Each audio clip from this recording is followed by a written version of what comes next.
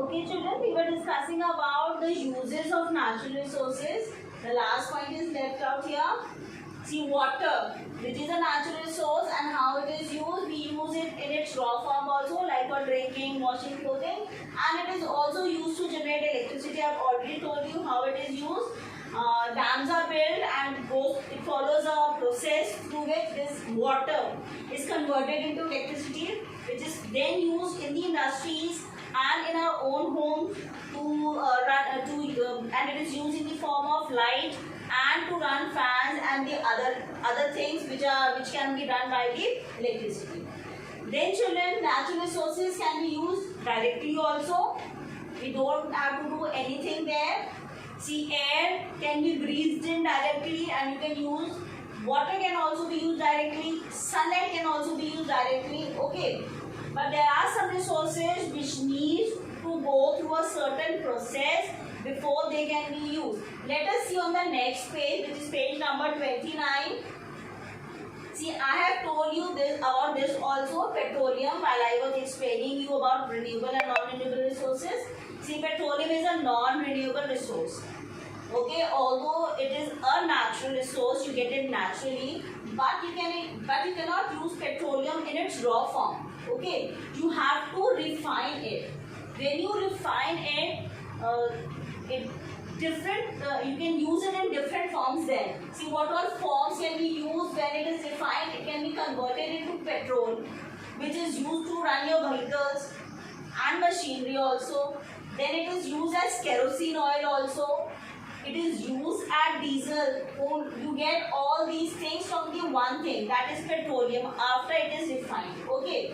Then it is also used, I told you, it's not mentioned in your book, but I did tell you that petroleum jelly is the term you must have heard.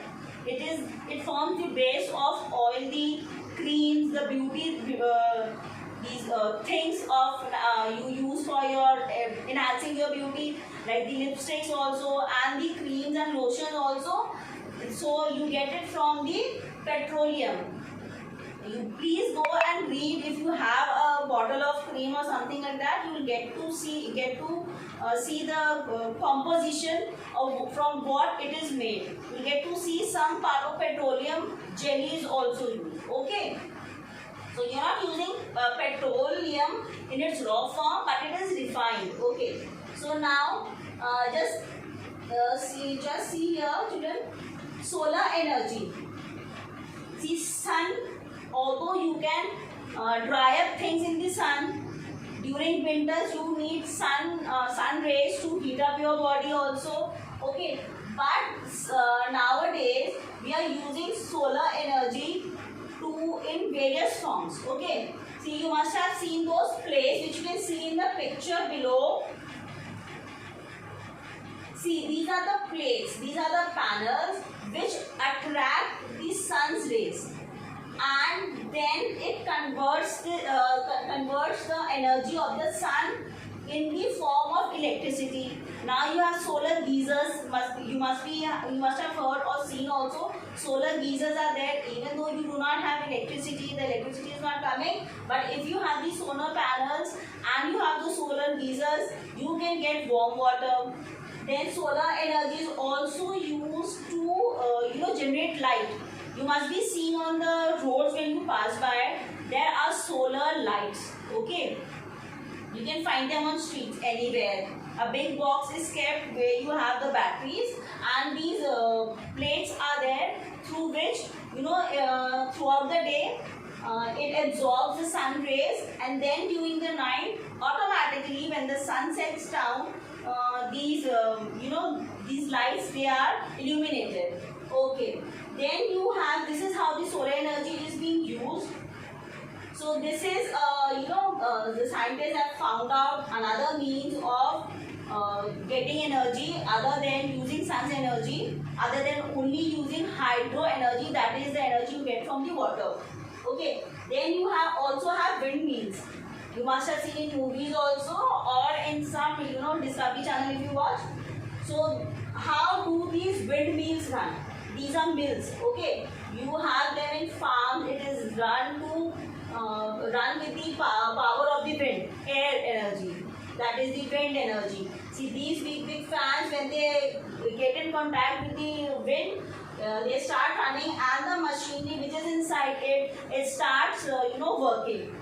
And so this is how the wind energy helps in generating energy. Let us go further.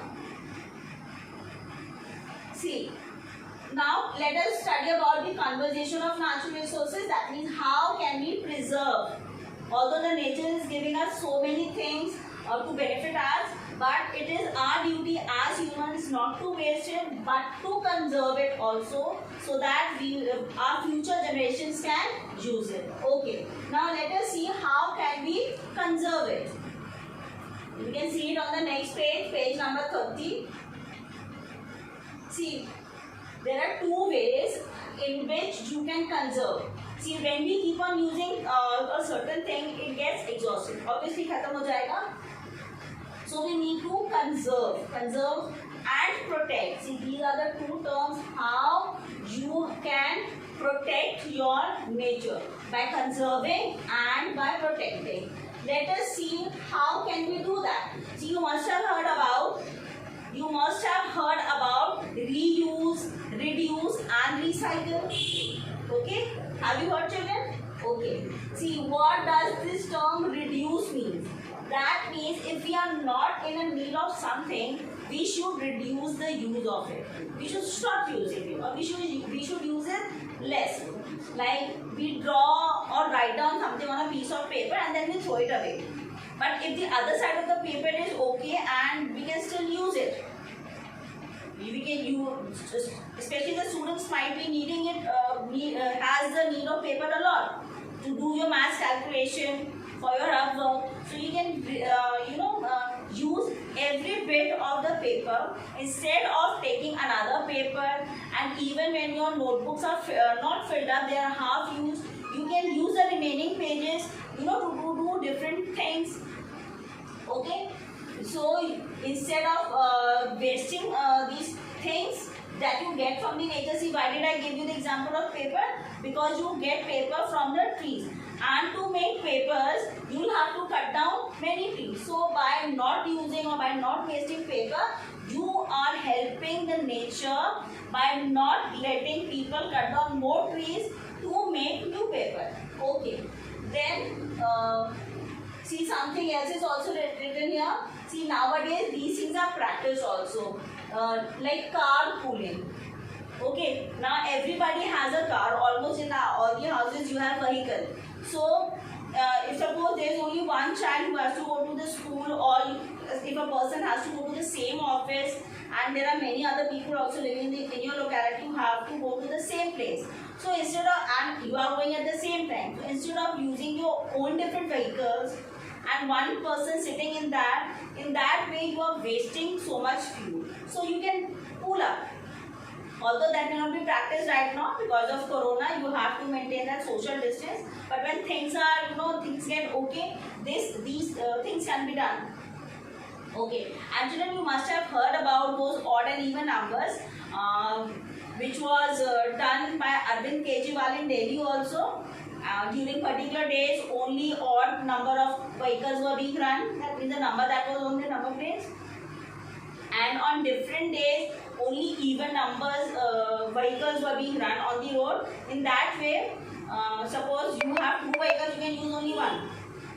Or if a other person has a different number of vehicle, he cannot use that, so he won't waste fuel over it. He can pull up with the other person, and in this manner, fuel was being saved. Okay, it was also helping in causing less pollution, less number of vehicles, less pollution, and then you are saving fuel also. Okay. Now then, reducing what? Consumption and wastage of electricity and water also. See, suppose there are many people in your house, and you do not require to sit for a different reason in a separate room. You can all sit together, watch television together, and if it is not in use, just stop the use of that thing. Then when you are brushing also, you must have seen yourself. If you have not done it, check yourself children this time, that when you are brushing, most of you must be keeping the water open. So When not in use, please don't keep your taps open. Close them up. When in use, you may use it again. Okay. So this is how you can save water. You can save electricity by switching off the lights when not in use, by closing the taps when not in use, and instead of just spilling out water. Now summers, everybody must be wanting to take bath. So reduce the use of water, take bath, and use only sufficient water that is required by you to bathe. Okay, don't waste water, children. Then you can reduce the wastage of paper, that is I have already explained to you. Then you can recycle old paper. How you can recycle old paper? So you must have heard about these people who come to collect old things from your house. Instead of tearing the old papers and throwing it away, you can sell it to those people who can collect from you, and then they can go to the factories and can be recycled. Okay. So more trees will not be cut, and the same old papers can be recycled and then it can be reused. Then you can, instead of using plastic bags, children, you can use paper bags. See, paper bags, when one torn, they can be sold out to these people only who come to purchase old newspapers, and then it can be also recycled. Plus, using of plastic, see, it is not a natural resource. Okay, so plastic, it does not get dissolved in the nature, and thus it causes pollution also. As a pollution is not the topic, but I am just letting you know for your information. So instead of plastic, you can use paper bags.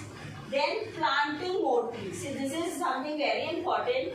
We are using what the nature is giving us, but what are we giving back to the nature? Are we doing something for the nature?